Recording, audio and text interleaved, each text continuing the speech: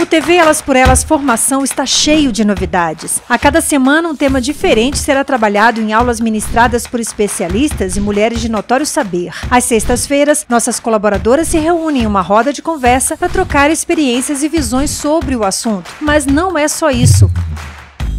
Como você já sabe, o objetivo do nosso programa é preparar e formar mulheres para a disputa política. Por isso, convidamos companheiras de todos os cantos do país para compartilhar suas histórias e trajetórias com a gente. Então anota aí, de segunda a sexta, a partir das 4 da tarde, tem TV Elas por Elas Formação na TV PT.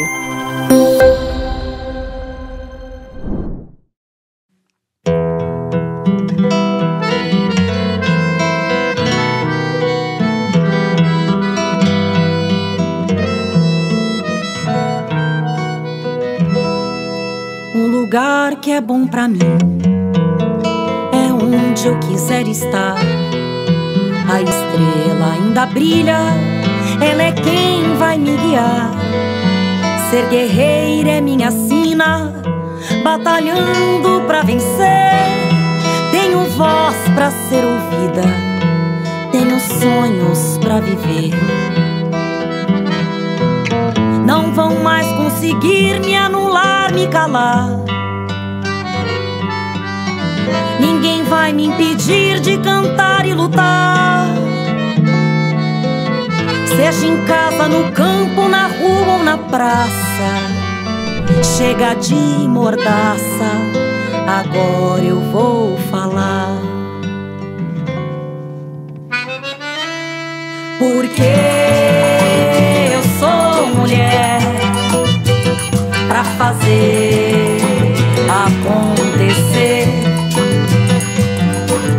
Eu sou uma delas, são elas por elas, ocupando os espaços de poder.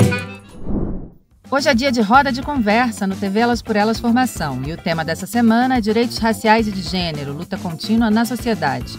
Participam do programa a ex-ministra da Igualdade Racial, Matilde Ribeiro, a doutora em História Social, Kessi Coutinho, e a professora Antônia Araújo. A mediação é da professora Selma Rocha. Olá, meu nome é Selma Rocha e hoje nós estamos aqui para estabelecer uma roda de conversa sobre as aulas da professora Matilde Ribeiro em relação à questão racial, aos direitos das mulheres negras no Brasil. Então, nós estamos aqui com a professora Matilde, que é professora adjunta da Unilab, a Universidade da Integração Internacional da Lusofonia Afro-Brasileira. A professora Matilde foi ministra da Igualdade Racial durante o governo Lula. Estamos aqui também com a Kessi Coutinho, que é doutora em História Social pela UNB, e estamos aqui também com a Antônia Araújo, que é professora e militante negra e feminista. Bem, eu quero, depois das importantes aulas da professora Matilde, levantar aqui algumas questões para vocês comentarem. A primeira delas é o seguinte: a nossa companheira Matilde disse na primeira aula, ela fez uma referência importante ao Florestan Fernandes, quando ele diz que a população negra, depois da abolição, viveu por sua própria conta. Esse quadro pós-abolição, de certa forma, deixou marcas no século XX, mas isso não aconteceu sem luta e sem resistência da população negra, especialmente das mulheres negras. E ela vai destacar a liderança de algumas mulheres, que eu quero reiterar aqui, da Dandara, da Teresa de Benguela, de Quilombo, a Antonieta Barros, que foi a primeira parlamentar negra, a Lélia Gonzalez. No governo Lula, desenvolveu-se o trabalho doméstico cidadão como proposta, e depois, no governo Dilma, os direitos das domésticas foram assegurados no Brasil.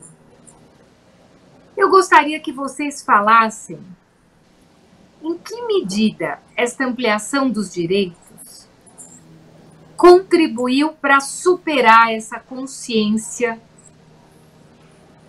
que deixou a população negra à sua própria sorte durante uma parte do século XIX, o final do século XIX, poderíamos dizer, não sem resistência e luta, quase que durante todo o século XX. E eu gostaria que vocês comentassem em que medida essa questão das domésticas, por exemplo, foi acolhida socialmente, principalmente por setores da classe média. Nós sabemos que houve uma reação em relação a isso, forte por alguns setores.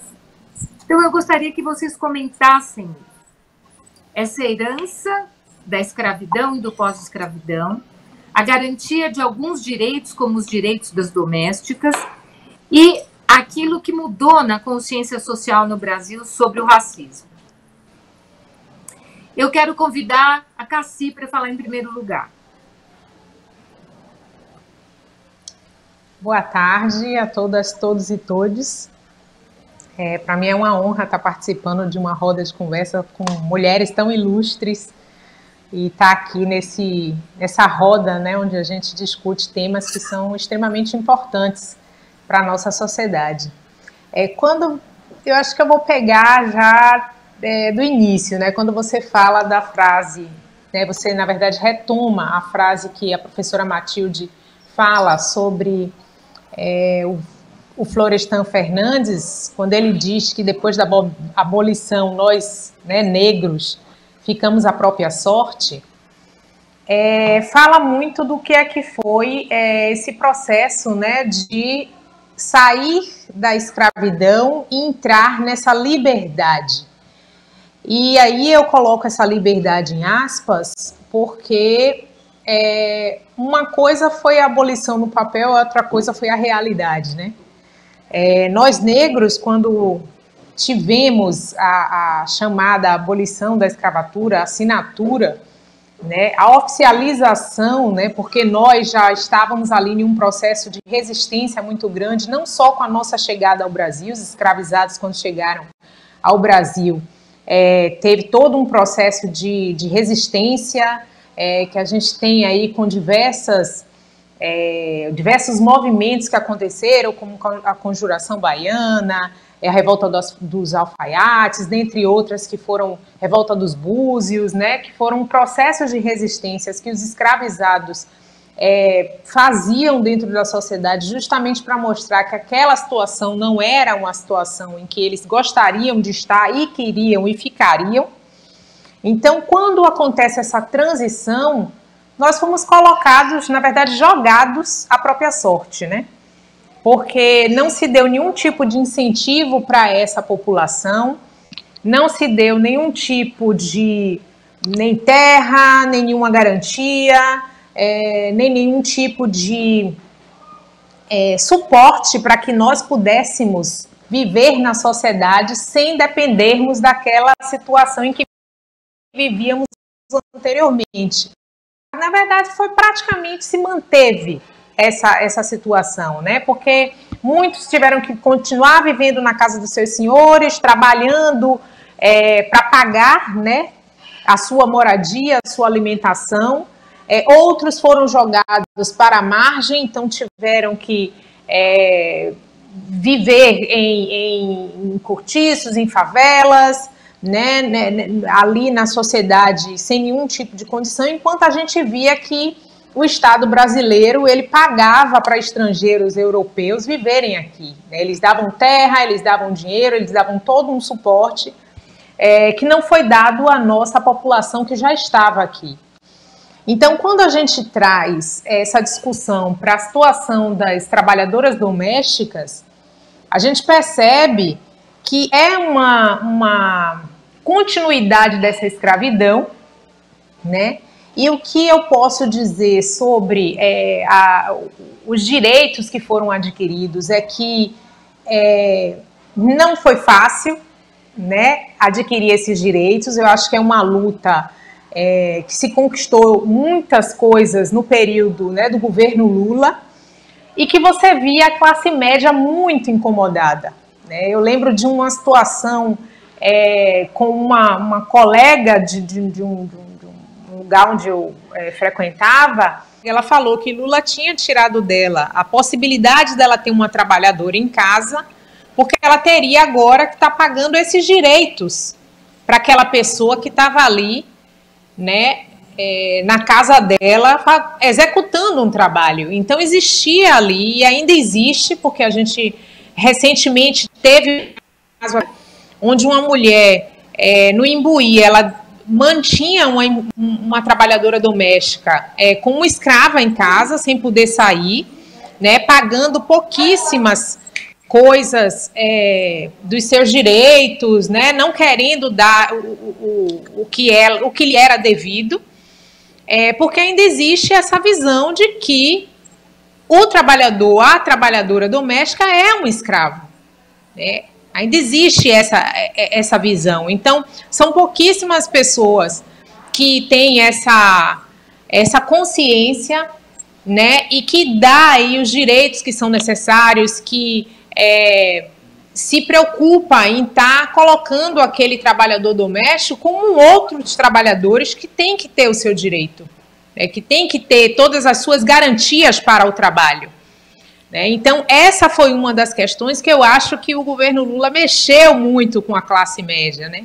Porque eu acho que ter uma trabalhadora doméstica em casa, sem a garantia dos seus direitos, mantinha ali você em uma posição de distância de outras classes, né? Por acreditar que a sua situação era muito melhor, né? Então, ali, eu acho que eles mediam muito a sua posição social por ter ou não uma trabalhadora doméstica. E a partir do momento que precisam estar pagando esses direitos e não conseguem pagar todos, porque é necessário você dar todos os direitos que a pessoa merece e necessita, eles acham que não é certo, né? Porque querem manter ali aquela situação de senhor e escravo.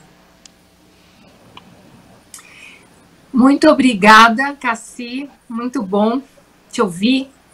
E agora vamos continuar essa conversa com a Antônia. Vamos ver o que a Antônia nos diz sobre essa questão, como ela desenvolve essa discussão que você nos traz sobre o pós-escravidão e sobre a relação entre a Casa Grande e a Senzala e o nosso tempo.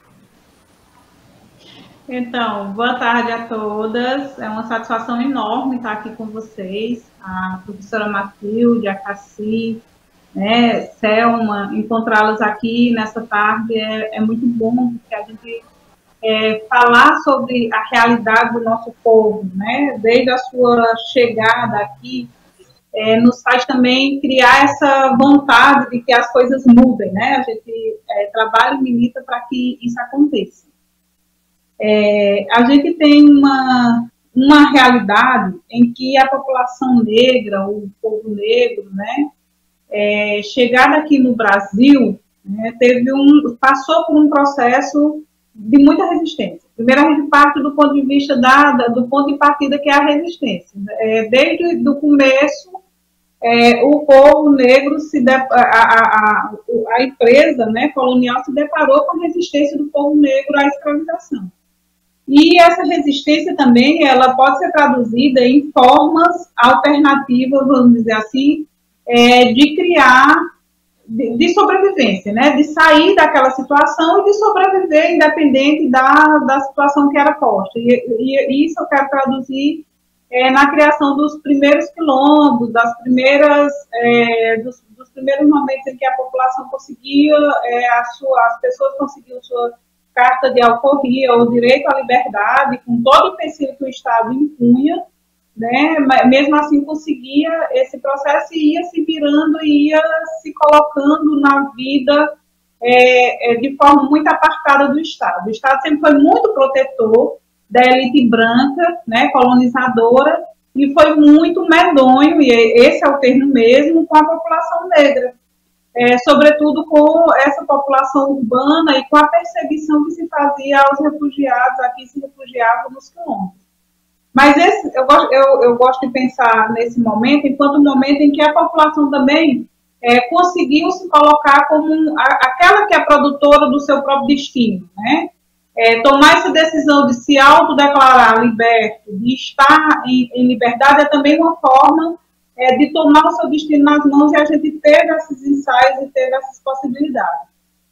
Óbvio que o Estado não só não contribuiu com o processo de emancipação dessa população, da nossa população, do nosso povo, como também ele impunha regras duríssimas, como, por exemplo, a dificuldade de acesso à educação, a dificuldade de moradia, o não acesso à terra e todas as outras questões, que não era só que ele não tivesse política pública, é que ele também punha uma barreira. Então, a gente nunca pode esquecer das leis que eram postas sobre ali, principalmente em 1800, logo após o processo de abolição, que determinava que nenhum negro poderia frequentar a escola, por exemplo, que isso vai aos poucos, né, sendo revogado, e a gente entra no século XX, inclusive, com essa dificuldade, com a enorme população negra semi-analfabeta ou não alfabetizada de verdade, e a gente vai se deparando com essa entrada mais forte na educação a partir da luta constante do movimento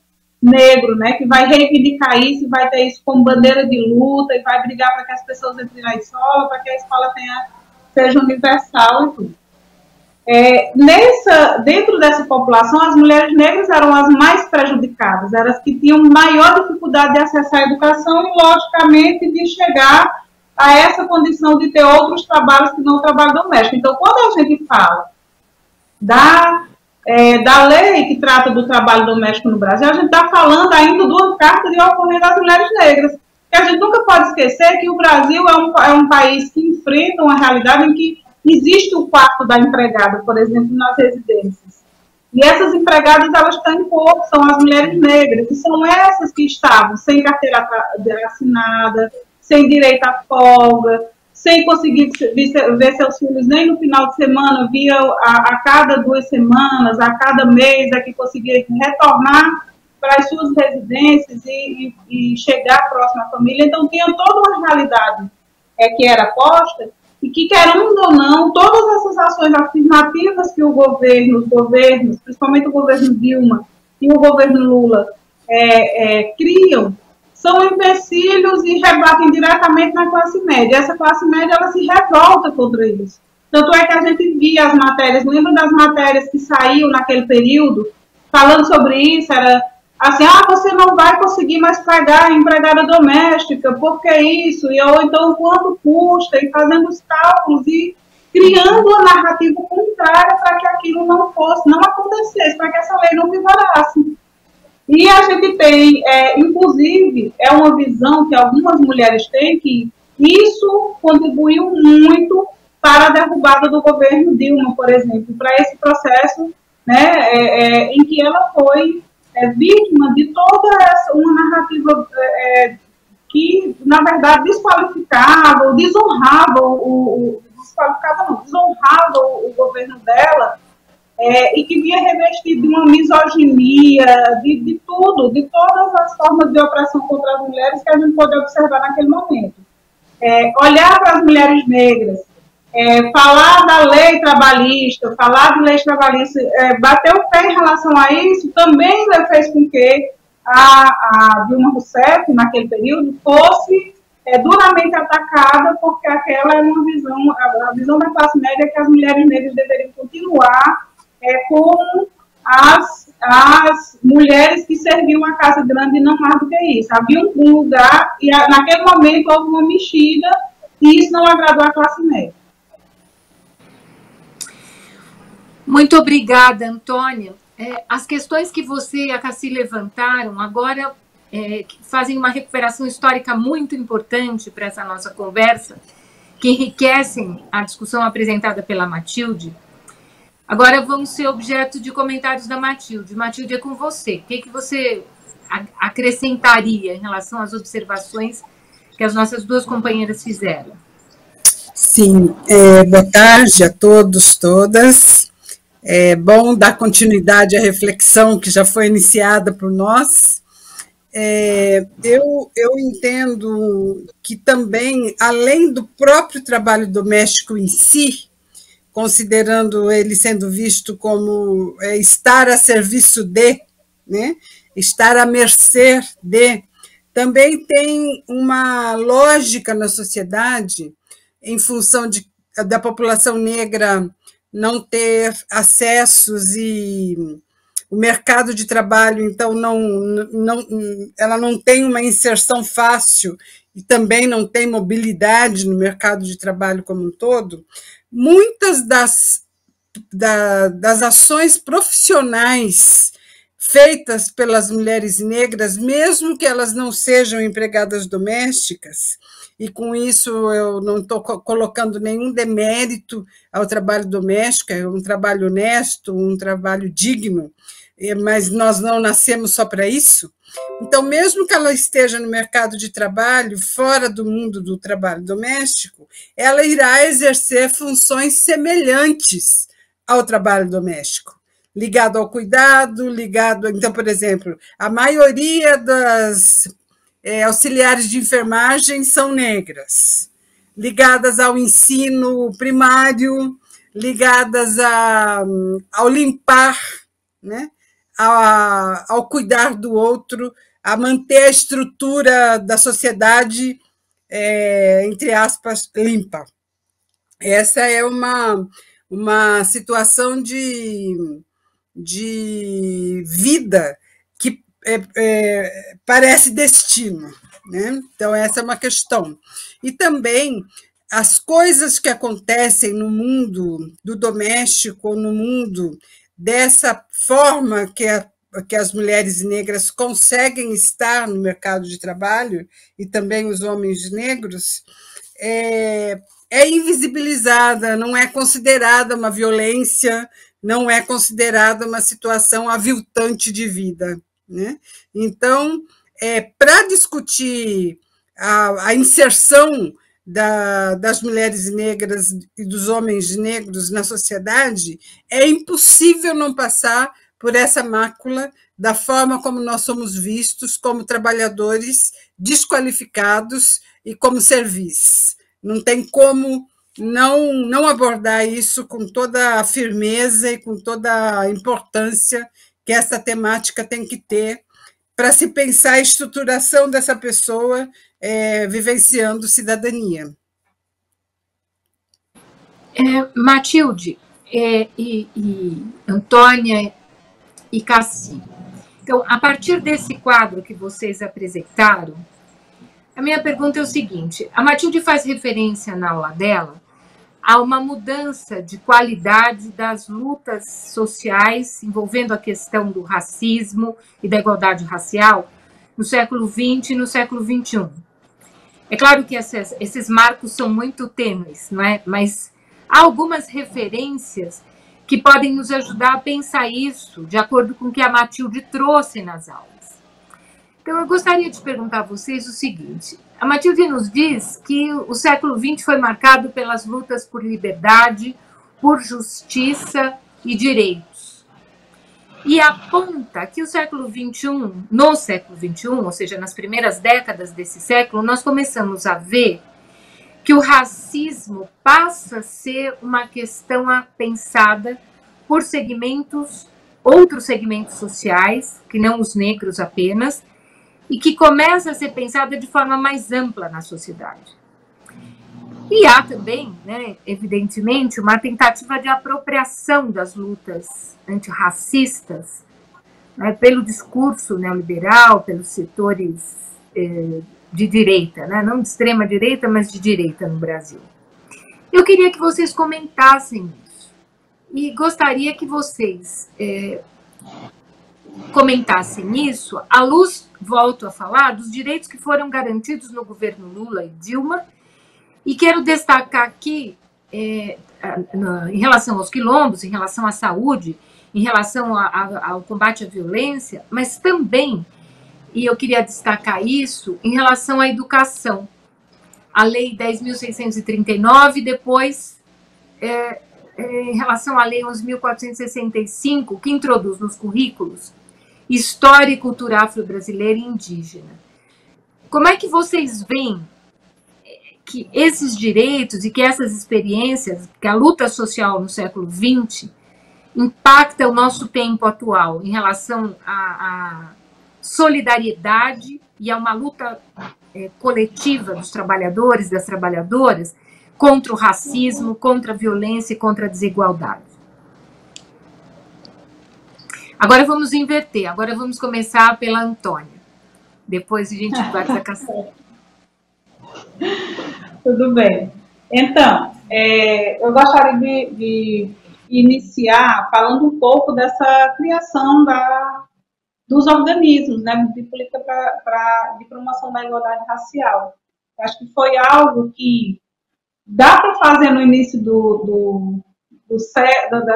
desse período, né, no início do século, em 2000, a partir do ano de 2004, 2005, se pensar nisso, que é quando ela inicia o governo Lula, né, depois de um processo em que a gente sai da retomada desse processo de reabertura, que é oriunda dessa luta, né, toda do povo, e aí as políticas vão podendo se consolidar e tendo uma forte expressão do movimento negro. É importante que a gente diga que tudo o que nós construímos, o que foi construído até agora, que os governos Lula e Dilma construíram, foi resultado também desse olhar e dessa pressão do movimento negro, né? Foi o escutar a agenda coletiva, foi escutar o que as pessoas estavam falando, o que é que precisava ser alterado naquele processo. Precisava de uma lei que tratasse mesmo da cultura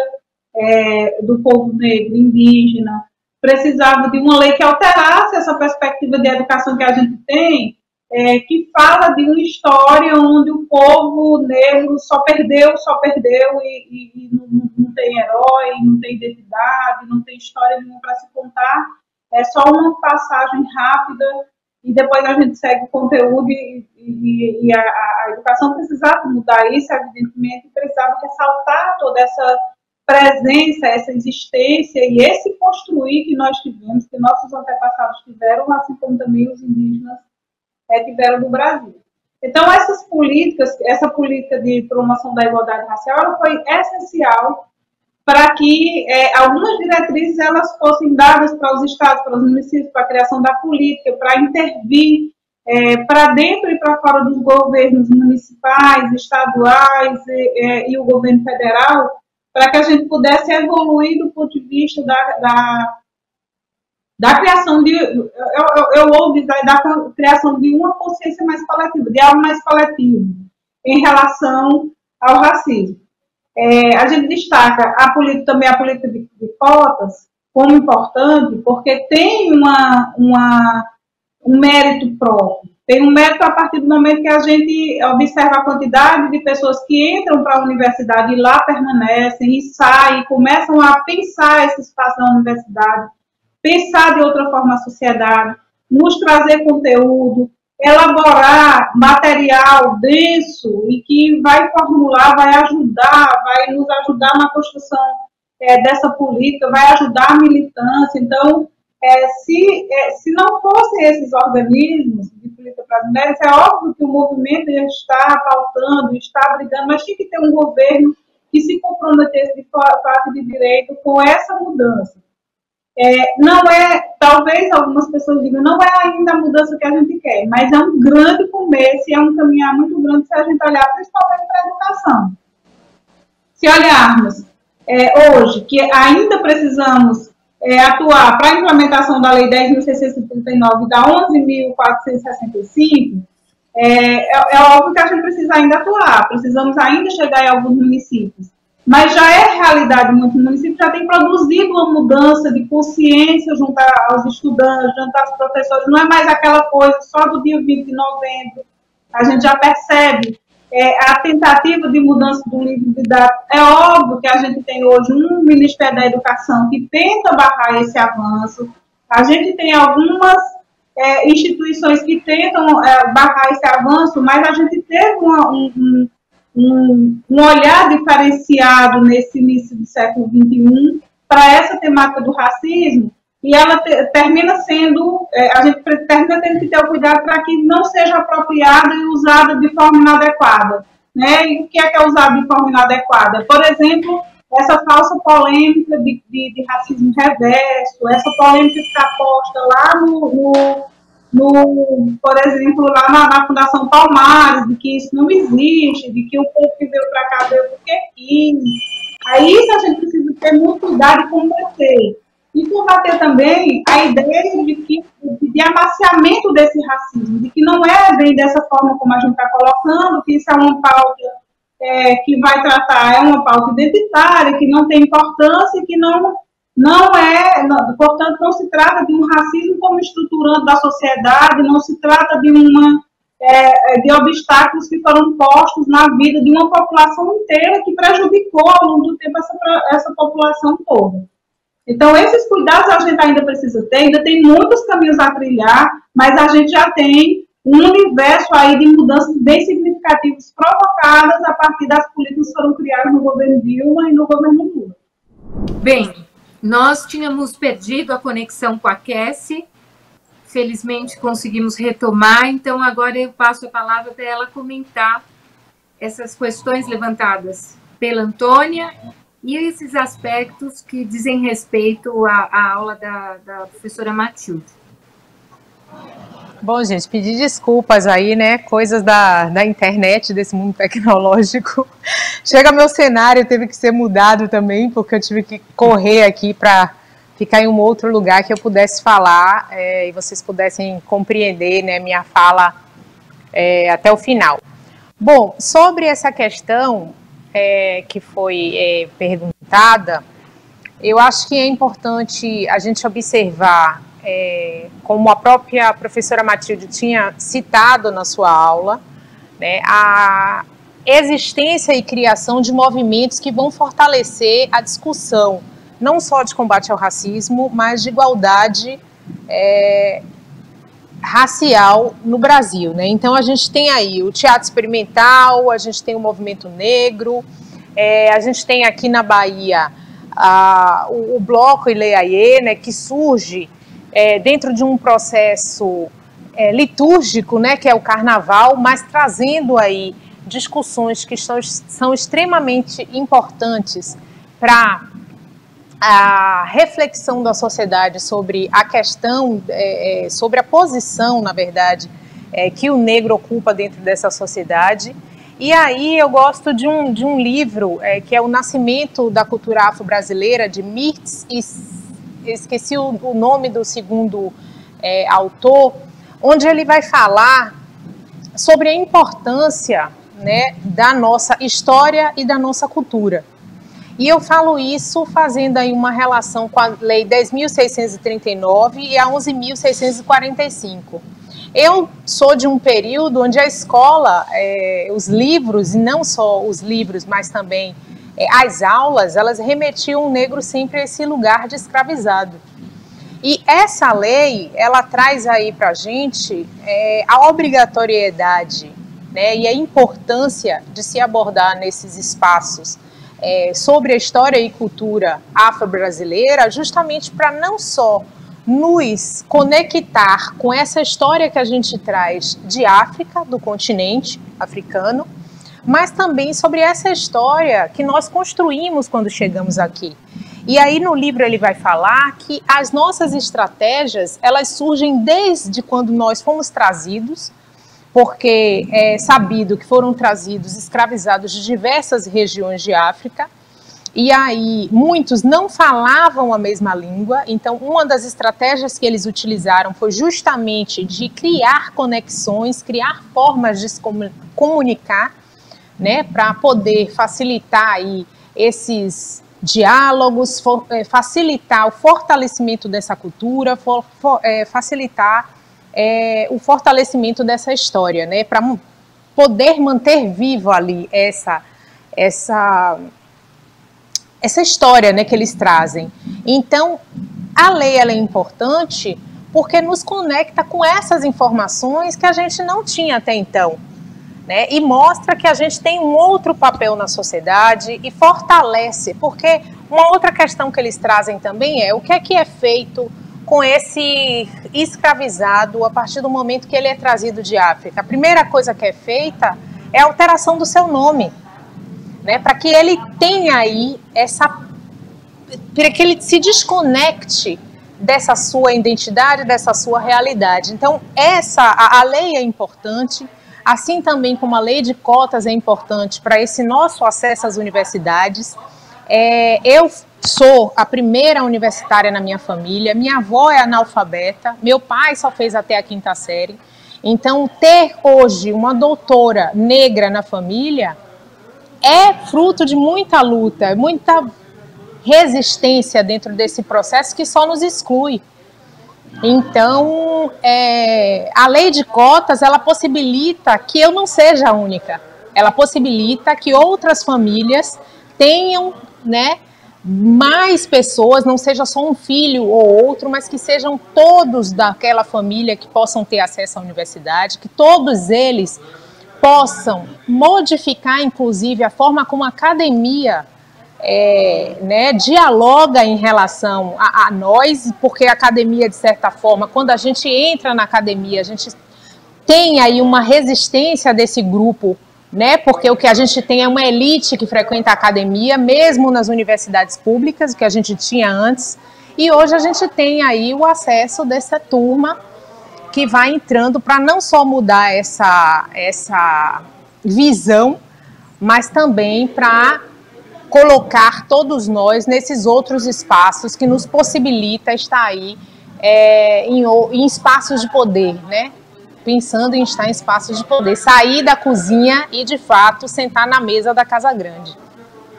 Bem, diante das questões que a Antônia colocou e a Cassie, eu aproveito aqui para falar acertadamente, pronunciar acertadamente o nome da Cassie, eu estava pronunciando o nome dela errado. Matilde, como você vê as observações que elas fizeram em relação à questão da importância da história para a compreensão do fenômeno da escravidão, do racismo no Brasil, e a importância dessas leis, que era o que a Cassie estava falando mais imediatamente agora, para que essa consciência se espraie na sociedade, né? O conhecimento da história para isso é fundamental, seja pela ação dos movimentos, do movimento negro, do movimento das mulheres negras, seja pelo trabalho no âmbito da educação e das políticas públicas. Como você retomaria essa questão a partir da observação da Antônia e da Cassie? Enquanto elas estavam falando, eu estava aqui pensando no seguinte, essa questão da história é fundamental. Eu sempre uso uma frase, síntese de estudos de duas pessoas muito importantes no Brasil. Uma delas é Mário Maestre, um historiador gaúcho, e o outro é o Darcy Ribeiro, né, antropólogo também bastante conhecido por ser um dos fundadores da Universidade Federal de Brasília. Ambos, um pela questão racial negra, que é o Maestre, e outro pela questão indígena, que é o Darcy Ribeiro, colocam um sentido assim, que é impossível nós compreendermos a história do Brasil se nós não voltarmos ao que foi a escravidão e a quase dizimação dos indígenas, e também a forma como se deu a abolição, que não incluiu, assim como também os indígenas não foram inclusos ao longo da história com direitos cidadãos. Então, essa frase dos dois é muito emblemática para isso que a gente está tratando aqui. E em cada momento histórico, cada forma de estruturação do movimento negro e da organização das mulheres negras traz algumas configurações importantes para a sociedade. Eu vou me ater agora nos anos 70, em plena ditadura militar, quando surgiu o MNU, Movimento Negro Unificado. A partir daí, em toda a literatura que trata da organização racial, traz a importância que teve a movimentação de denúncia do racismo, que está muito marcado ao surgimento do MNU, mas o MNU não é a única entidade nacional, desde o seu momento, desde o seu surgimento, embora o nome seja Movimento Negro Unificado, tem diversas outras instituições nacionais ligadas ao movimento negro e também a configuração de redes que agregam várias instituições, como é o caso atualmente da Coalizão Negra por Direitos. E essa denúncia demarcada nos anos 80, em plena ditadura militar, ela foi uma forma que o movimento negro encontrou de sacudir a sociedade, e a denúncia está presente até hoje nos nossos dias. Negros que são assassinados em supermercados, ou que pessoas negras, em função dessa situação de ampliação da fome, da extrema pobreza que nós estamos vivendo, que são presas, às vezes, por roubar 1 quilo de arroz, sendo que os criminosos de colarinho branco não são presos. Então, situações muito típicas dessa desconsideração da condição histórica vivida pela população negra. E eu, quando demarquei nas aulas essa mudança de estratégias entre século XX e século XXI, é que no século XXI, inclusive por amadurecimento desses momentos anteriores, desse período de denúncia, o movimento negro se colocou mais proativo na negociação para as políticas públicas. E isso tem dado resultado bastante positivo, como a política de cotas, como as ações voltadas às comunidades quilombolas e o reconhecimento da existência dos quilombos, como o protagonismo das mulheres negras e assim por diante. Bom, diante das questões que vocês colocaram, eu pergunto o seguinte: como vocês veem a retomada, em certo aspecto, do ódio de classe pelo governo Bolsonaro, ódio esse que fortalece na sociedade as práticas racistas?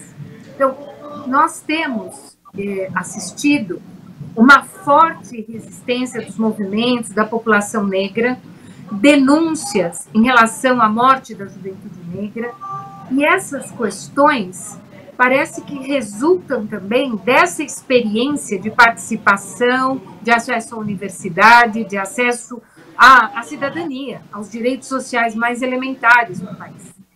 Eu queria que vocês comentassem, de um lado, essa conduta do governo Bolsonaro, e de outro, eu gostaria que vocês falassem sobre o futuro.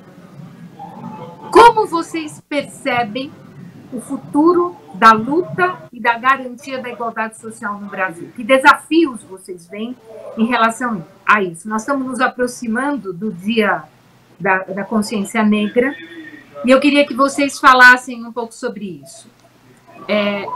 O que fica para vocês como o maior desafio nesse momento da nossa história, considerando a violência, as barbaridades desencadeadas pelo governo Bolsonaro, mas também as conquistas, as lutas, a experiência social e cultural da população negra em relação a todas essas garantias e conquistas realizadas no período anterior. Eu devolvo agora para a Cassi e depois passo para o Antônio, para a gente alternar. Tá, vamos lá. Então, eu acho que a conduta do governo, do desgoverno, ela é baseada no que a sociedade ela acreditou durante muito tempo, que é nesse mito da democracia racial, e que o governo Lula e o governo Dilma, eles começam a trazer à sociedade essa outra realidade, que é uma realidade de trazer, né, os negros para mostrar, na verdade, à sociedade que nós não vivíamos uma democracia, que existia uma desigualdade muito grande entre negros e brancos dentro do Brasil, e que isso vai... O que é que acontece, né? Tem um pouco do que a gente falou antes. Então, vão começando a ser dados direitos, a gente vê os direitos das trabalhadoras domésticas, a gente vê a Lei 10.639 e a 645, a gente vê a política de cotas, a gente vê cotas nos serviços públicos. Então, a gente vê uma série de medidas, né, que vai fazer com que a gente tenha um equilíbrio da sociedade para trazer a população negra para os espaços onde lhe foi negado. Então, isso é algo que vai incomodar, e vai incomodar muito, né? Tanto que tem uma frase do Paulo Guedes, onde ele diz, né, que as empregadas estavam muito indo para a Disney, alguma coisa assim que ele vai fazer esse comentário ridículo, e aí eu não tenho outra classificação a dar, porque começou de fato a incomodar a classe média e a elite, a nossa inserção nesses espaços que eles consideravam que não eram nossos. Então, naquele momento em que tínhamos Lula e Dilma no poder, essas pessoas se retraíram, elas não falavam, né, com tanta clareza qual era o pensamento delas em relação a isso. Então, muitas começaram a esconder qual era o seu pensamento em relação a isso. E hoje a gente vive um desgoverno que nos possibilita, né, na verdade, a esses outros que eles expressem todo o seu sentimento de raiva, todo o seu sentimento de desprezo, e todo o seu sentimento de que eu ocupo esse lugar foi me dado a partir de um mérito, né, que eles gostam muito de fazer esse discurso, e por isso esses outros não podem ter esses espaços dados dessa forma, porque não é justo, né? E aí começa aí as máscaras caem e eles começam de fato a demonstrar quem eles são, o que é que eles pensam sobre a presença da população negra nesses lugares que eles consideram que não são deles. Então, a gente tem uma série de desafios, né, porque hoje a gente tem aí uma sociedade que acha que um negro questionar, né, a discriminação, você está com uma bicicleta passeando pela rua e ser questionado se aquela bicicleta é sua ou não, é mimimi, como é a nova onda da internet, né, chamar de mimimi essas discussões que a gente faz de requerimento de direitos e de combate ao racismo.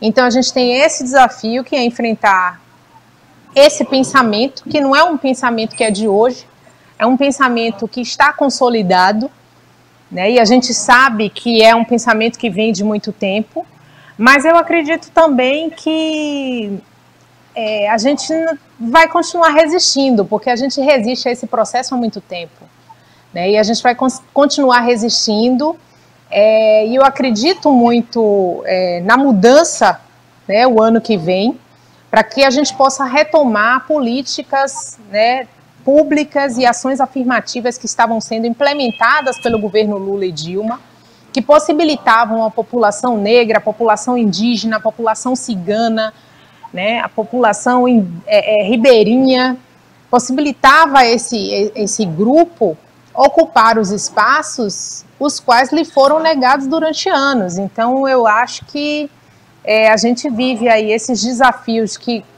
são de luta mesmo, de resistir a todo esse processo de discriminação, mas eu acredito muito nessa mudança que vai aí trazer a gente para essa retomada, né, de políticas como o Programa Brasil Quilombola, as políticas de saúde para a população negra, para que a gente tenha aí os quilombolas, né, a regulamentação das terras dos quilombolas, para que a gente tenha lá na frente uma democracia de fato nessa sociedade, porque não existe democracia com racismo.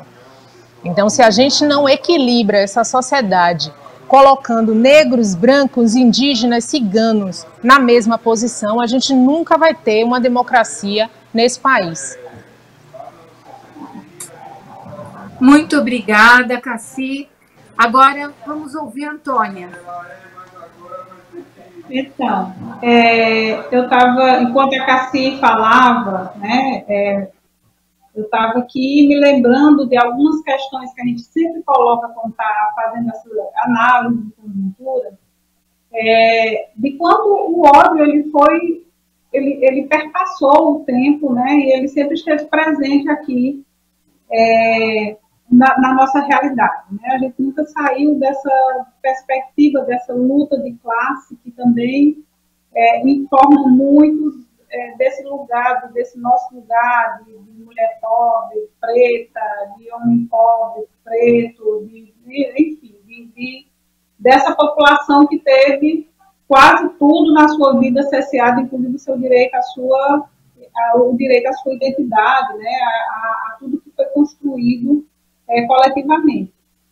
E eu fico pensando também que ele sempre foi muito expressivo. Foi expressivo quando dos grupos de extermínio, foi expressivo quando da chegada do crime organizado e da atuação da polícia e da vigilância constante do Estado e da ausência do Estado, né, nos territórios pretos, que são os territórios mais afastados, onde não chega uma infraestrutura, mas o Estado não é ausente, ele está lá com sua força de repressão.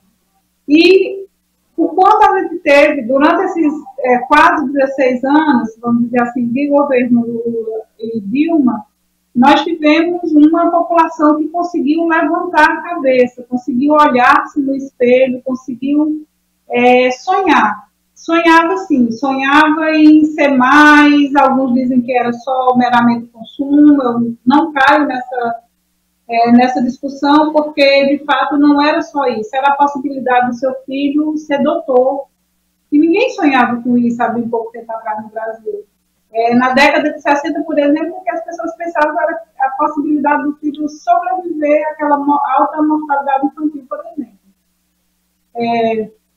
E aí a gente pensa de como o povo conseguiu levantar a sua cabeça, conseguiu se erguer, conseguiu pensar num futuro diferente daquilo que para a gente era dado como certeza, né? Que é aquela permanência naquela situação, reproduzindo o modo de vida dos nossos pais, dos nossos avós, não na perspectiva da ancestralidade, mas numa perspectiva mesmo de reproduzir aquela miséria, aquele afastamento de toda e qualquer mudança, aquela mentalidade atrasada, e com isso eu estou falando, me referindo muito mais aos territórios periféricos urbanos.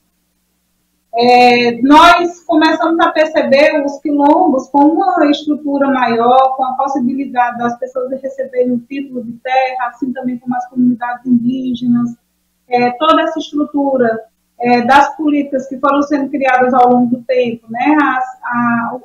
Os planos traziam, o plano de promoção da igualdade racial, quando era construído, por exemplo, eles traziam essa perspectiva de um futuro que viria a ser melhor, que não estava partindo do zero, estava partindo de uma luta constante do movimento negro.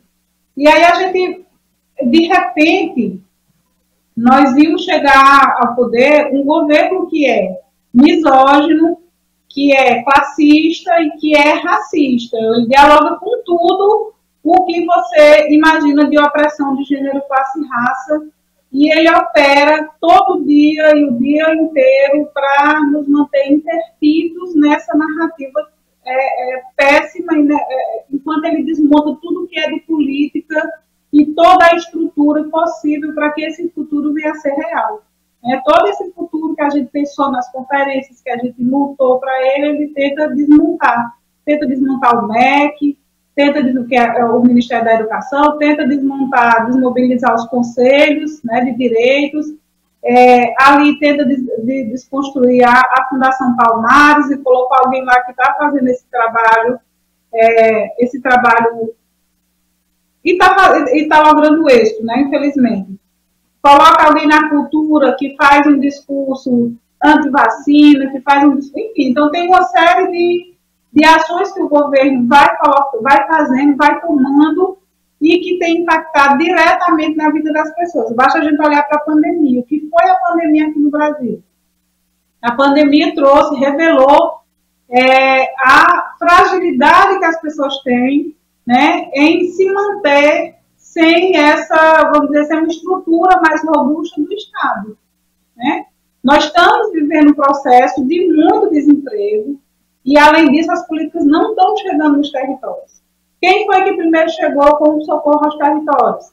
Foram as organizações negras, por exemplo, principalmente as mulheres negras foram se organizando, foram organizando cesta básica, foram buscando formas de ajudar as outras famílias aqui, ali naquele momento em que elas mais precisavam. Então, a gente teve muita solidariedade e a gente conseguiu perceber que o que eles tentaram desmontar de estrutura própria nossa ainda está ali. A gente precisa tocar essa estrutura. A gente precisa fazer com que as pessoas entendam que esse futuro ele tem que ser coletivo.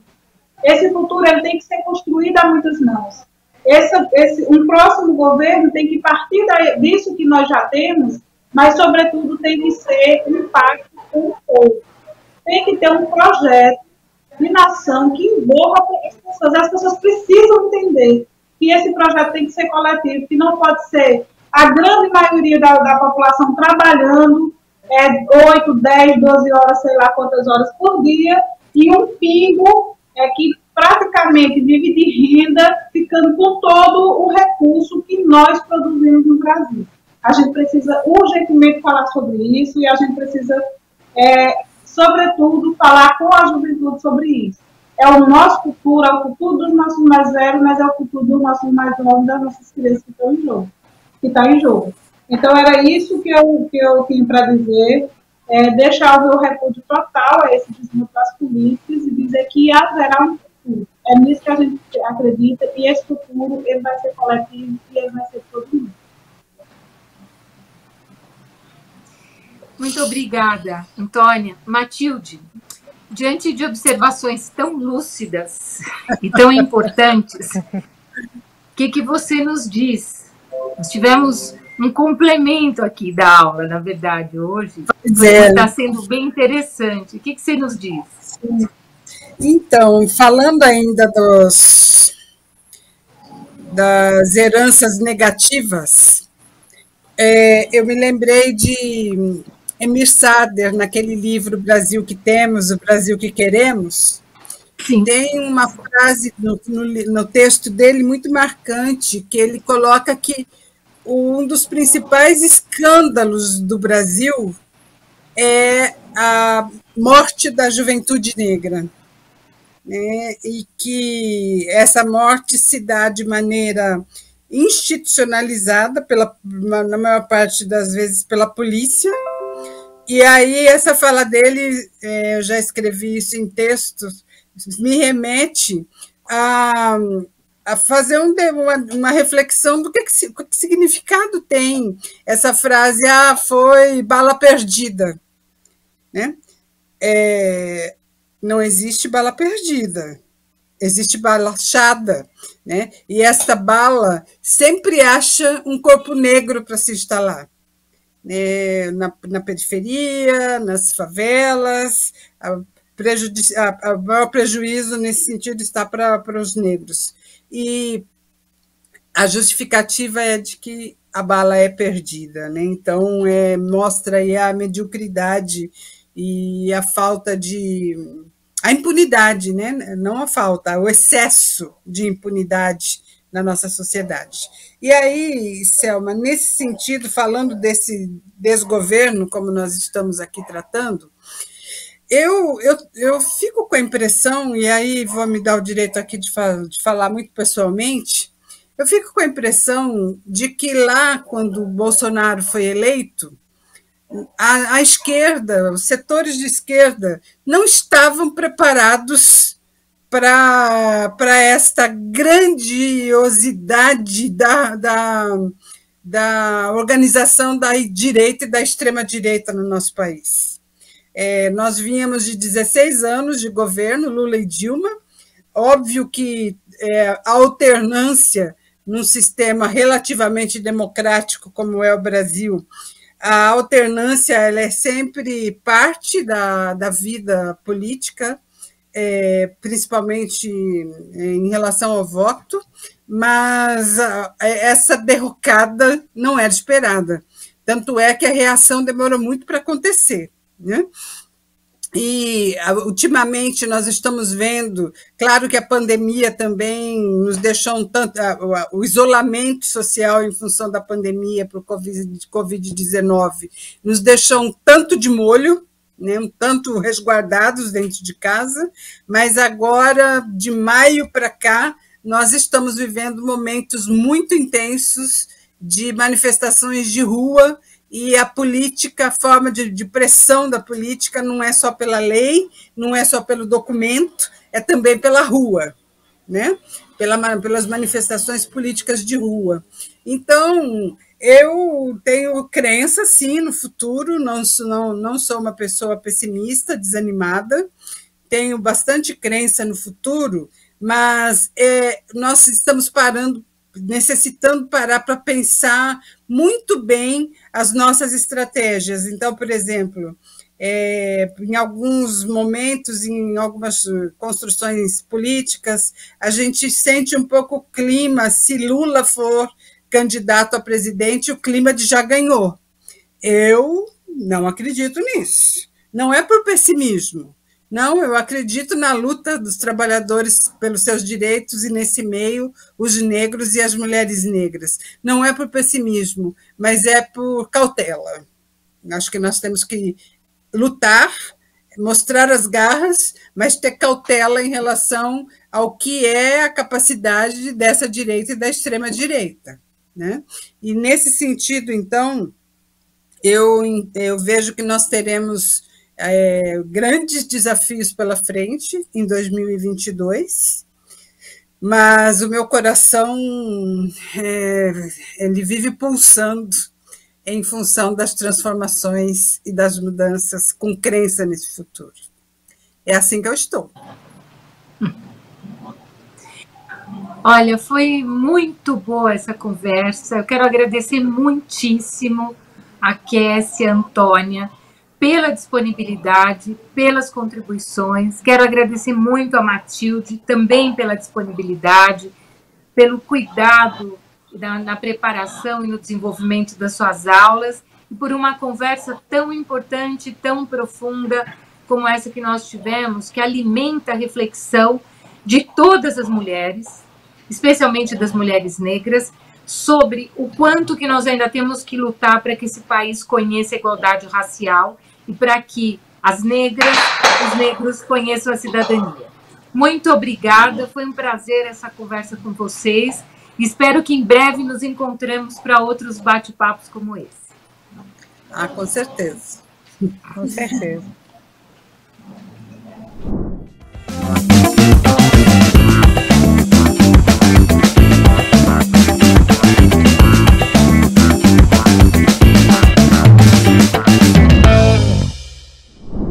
Eu sou a Major Denise, Superintendente de Prevenção da Violência da Secretaria de Segurança Pública do Estado da Bahia. No ano de 2020, eu recebi o convite para colocar meu nome à disposição do Partido dos Trabalhadores para ser candidata a prefeita de Salvador. Quando a mulher preta recebe um convite como esse, recuar nunca será uma opção. O desafio nos move, nos movimenta, e nós entendemos que nossa representatividade é importante no fomento de políticas públicas que sejam pautadas na dignidade do povo preto e no combate ao racismo estrutural. Fizemos uma campanha linda, eu e toda a militância do nosso partido, construindo, sim, este momento representativo para todas as histórias. O momento é que consagrou a primeira mulher negra a ser candidata a prefeito de Salvador pelo Partido dos Trabalhadores. E é neste esteio que eu convido a todas e todas a virem comigo e com tantas outras mulheres pretas e poderosas do nosso partido, a construir essa nova estrada, esse novo legado. Vamos juntos construir o nosso Partido dos Trabalhadores, vamos juntos empretecer as pautas das políticas desse país, construindo, sim, um momento e um espaço de identidade, igualdade, respeito e justiça. O TV Elas por Elas Formação de hoje fica por aqui. O tema da próxima semana será trabalho e desemprego, e quem preparou as aulas para a gente foi a economista, professora e pesquisadora do Centro de Estudos Sindicais e Economia do Trabalho da Unicamp, Marilane Teixeira. Você encontra todos os nossos programas na playlist TV Elas por Elas Formação no canal da TVPT no YouTube e em formato de podcast no Spotify.